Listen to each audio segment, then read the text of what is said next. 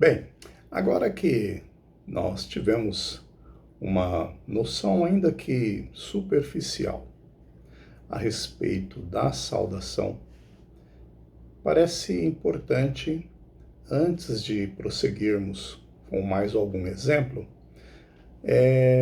falarmos aqui a respeito de alguns cuidados que devemos ter no momento de se empenhar em trabalhar um versículo, tá certo?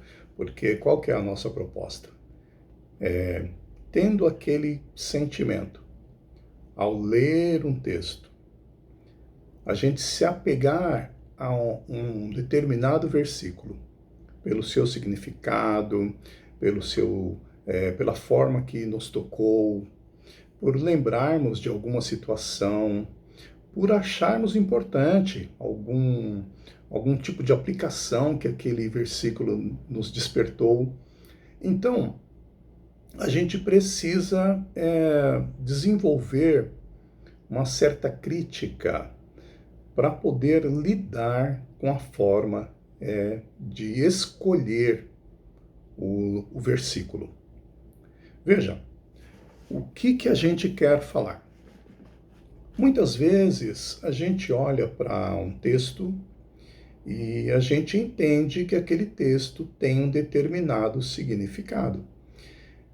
Isso pode ser perigoso. Vou trazer um exemplo rápido. Todas as coisas cooperam para o bem daqueles que amam a Deus. Romanos capítulo 8, versículo 28. Ah, maravilha! Que texto maravilhoso! Que texto maravilhoso! Sim, é maravilhoso. Mas para que nós possamos aplicar perfeitamente o sentido daquele assunto, daquele texto, não basta o que nós achamos.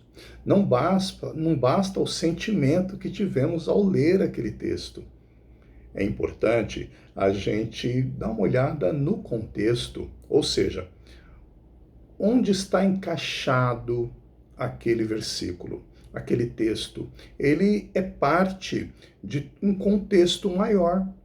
Os versículos que vêm antes, os versículos que estão depois, eles vão dizer qual é o verdadeiro significado daquele texto que nós tivemos assim um momento de alegria em se deparar com aquele texto e deu um desejo grande assim de comentarmos a respeito, né? E falarmos, eu fiquei tão contente, que alegria, que maravilha.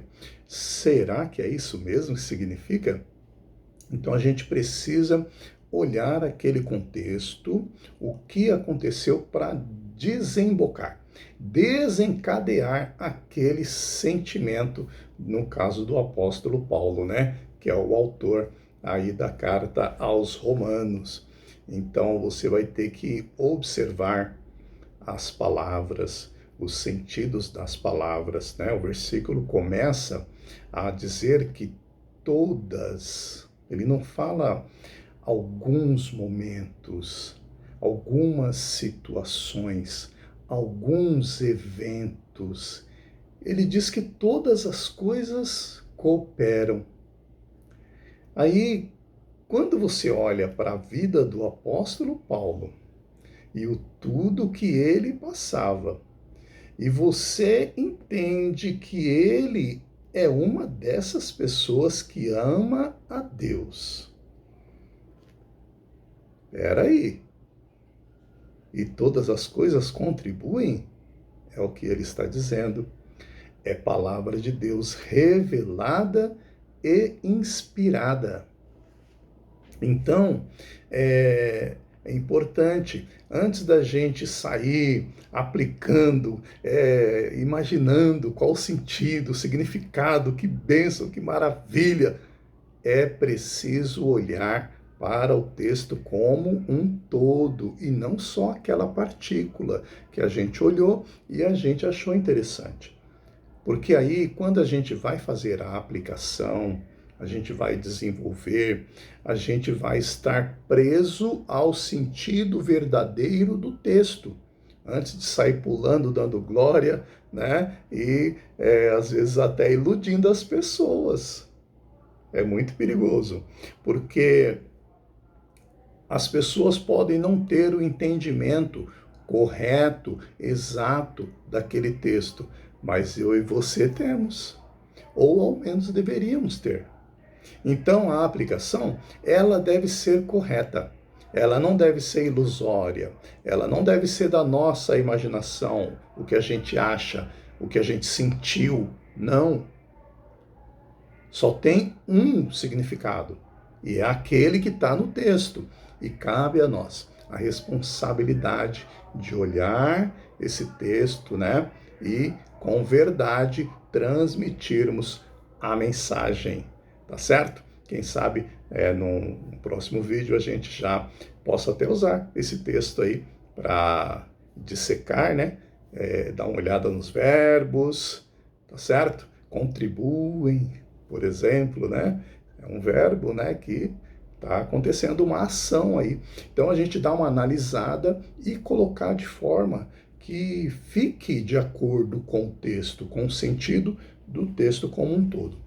Outro sim, nós devemos ter cuidado em não pegar textos complicados. Tem textos, irmãos, que são complexos, né? Estão lá na Bíblia, são importantes, mas nós precisamos estar em condição de utilizá-los. Né? Você vai pegar, por exemplo, um texto a respeito da filha de Jefité. Ah, Jefité, ele sacrificou ou não sacrificou a sua filha? Aí é uma história longa, você pode se enrolar, você pode se complicar, tem que ter cuidado na escolha dos textos. Pega, por exemplo, um texto no livro de Jó, mas que não é uma fala de Jó, é uma fala dos amigos de Jó. E a fala dos amigos de Jó, muitas vezes eles falam coisas corretas, mas eles estão com uma visão míope, uma visão deturpada. Tanto é que nós vamos ver no final do livro de Jó que Deus reprovou a todos eles, os amigos de Jó. Foram reprovados. Por quê? Eles estavam usando a palavra correta, as coisas corretas a respeito de Deus para atacar Jó.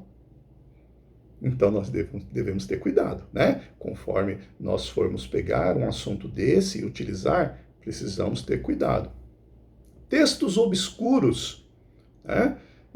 Existe, por exemplo, aí um entendimento que foi difundido no meio evangélico que na presença de Deus até a tristeza salta de alegria. É um tipo de coisa, irmão, que tem que ter cuidado. Tem que ter cuidado, né? Numa saudação, você pega uma frase dessa, dá um efeito maravilhoso, mas é ilusório, porque não é verdade.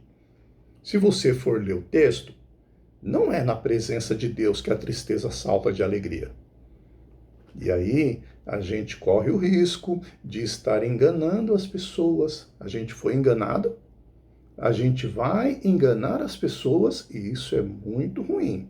Isso é muito ruim, tá certo? Você pega um texto, por exemplo, onde o apóstolo Pedro, lá na sua carta, ele cita que Noé foi o pregoeiro da justiça. Aí você vai entrar num assunto desse, da arca de Noé, do que Noé fez, que Noé ficava pregando enquanto construía a arca, e que nós devemos ser como Noé, e não sei o que lá e tal. Será que é isso? Será que é isso? Então veja que tem versículos que a gente tem que ter cuidado. Por isso, a gente precisa aprender a analisar o texto e utilizar com sabedoria, e esse tempo da nossa saudação ser um tempo útil, eficiente e edificante.